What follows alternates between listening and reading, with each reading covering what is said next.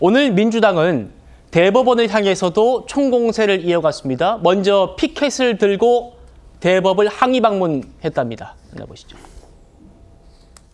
부실심리 철수 판결 저희들을 규탄한다. 규탄한다.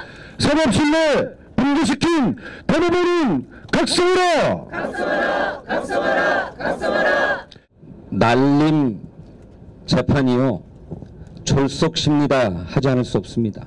우리는 대법원을 규탄하고 각성하라고 외쳤습니다만 사실은 탄핵하자 이렇게 외치고 싶습니다.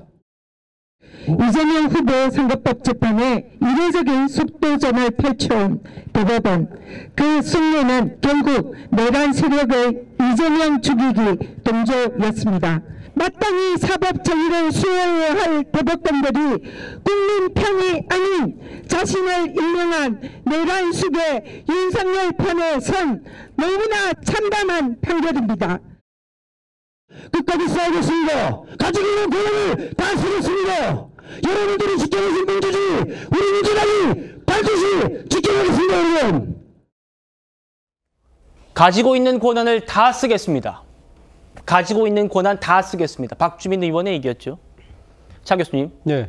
민주당이 이제 이런 얘기를 할 수밖에 없는 정치적 상황에 놓여 있다라고 말씀 주셨는데 같이 보시죠. 노정면 원내대변인, 조이대 작전의 우두머리, 주요 임무 종사자와 조력자, 거의 이제 내란 혐의에 대한 그 표현들이 다 들어가죠.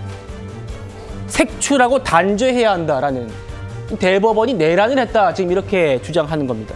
정진욱 의원, 사법 쿠데타다 그러면서 대법관 탄핵까지 얘기를 하고 있습니다. 국회의 가장 센 권한, 국회 탄핵 소추권을 대법관들에게 쓰겠다. 어떻게 바라보십니까? 글쎄요, 뭐 민주당이 진짜 대법관과 대법원장에 대해서 탄핵을 정말 그러니까 실제 추진할 수 있을지 저는 거기에 대해서는 좀 의문이긴 합니다만, 본인들의 입장에서는 어제 대법원에서 나왔던 파기 한송 선고 결과가 너무나 충격적이잖아요. 그렇기 때문에 민주당의 입장에서는 이 대법원의 그 선고 자체가 상당히 법률적인 그러니까 결정이 아니라 정치적 의도를 가진 결정이라는 부분을 유권자들에게 각인시키려고 하는 일종의 저는 선거 캠페인이 아닐까라는 생각이 듭니다.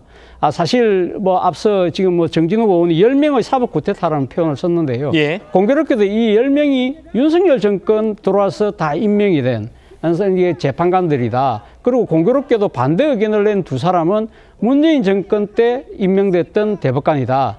이런 부분들을 본다고 한다면 이 대법원의 이게 판결 자체도 상당히 어떻게 보면 자신의 그러니까 이 임명권자에 따라서 정치적 성향에 따라서 갈려있던 재판이다. 그렇기 때문에 이 정치적인 세대결에서 밀려서 이런 결과가 나왔다는 부분을 유권자들에게 전달함으로써 이재명 후보에 대한 일종의 뭐랄까요, 도덕적, 법률적 이런 비판을 나름대로 면해보려고 하는 그러한 하나의 정치적인 액션이 아닐까라는 생각이 들고, 실제 국회에서 이 대법관과 대법원장에 대한 탄핵 추진은 저는 하지 않을 거라고 봐요. 그것은 결국 중도표층에, 중도 민심에 상당한 아마 저는 마이너스를 작용할 가능성이 높다는 생각이 들거든요. 그렇기 때문에 아마 이런 정치적 캠페인 정도를 어느 정도 지속을 하다가 조금 시간이 지나면 아마 슬그머니 다른 쪽으로 이슈를 전환하는 그런 식으로 가지 않을까. 저는 뭐 오랫동안 선거판을 지켜본 입장에서 그런 전망을 해보고 싶습니다. 대법관들이 정치적 성향에 따라 판결했다는 내용은 차 교수님의 말씀이 아니라 민주당이 그렇게 주장한다는. 그런 부분을 부각시키고자 알겠습니다. 한다는 것이죠. 예. 판사 출신 최기상 의원이 올리는 글도 한번 보시겠습니다. 판사 출신입니다. 페이스북 글을 그대로 가지고 왔습니다. 전무후무한 대법원의 졸속 사냥 재판. 판사 출신입니다. 대선 개입, 국민 주권, 민주주의 살해 판결이다. 위법한 재판이 서울 고법에서도 자행된다면 법관 탄핵으로 국민을 지켜야 한다. 아직 고법 재판 시작도 안 했습니다. 날짜만 잡혔을 뿐이고 형량을 결정해야 할 고법 판사들도 지금 탄핵할 수 있다는 얘기를 하는 것 같은데요.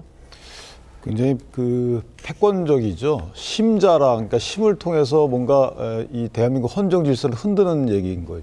사법부의 한 축인데 사법부라는 것은 지방법원부터 사실 대법원까지 하나로 봐야 되는 거죠. 그러면 특정 본인한테 불리한 재판 결과가 나왔다고 해서 뭐 비판할 수 있었지만 저렇게 힘으로 실제 폐지를 운운하거나 탄핵을 운운하는 것은 저건 정도를 넘어선 겁니다. 저는 개인적으로 범죄 행위까지 이른다고 보여지는데 왜 저렇게까지 하는지 진짜 이해를 못하겠어요. 특히나 민주당이 이번 국회에 들어와서 너무나 패권적입니다. 숫자만 믿고 저러시는 건지 금도를 지켰으면 좋겠다는 생각이 들고, 아까 이제 교수님 말씀 중에 제가 조금 바로잡아야 될 부분은 이 대법관 10명의 임명을 보면 사실은 이제 대법관 임명 절차는 대통령이 임의로 임명하는 것이 아니고 대법원장 임명 제청을 해요. 그렇죠. 그걸 통해서 대통령이 임명하는 건데 조희대 대법원장이 취임한 것이 아마 2023년도 말일 겁니다.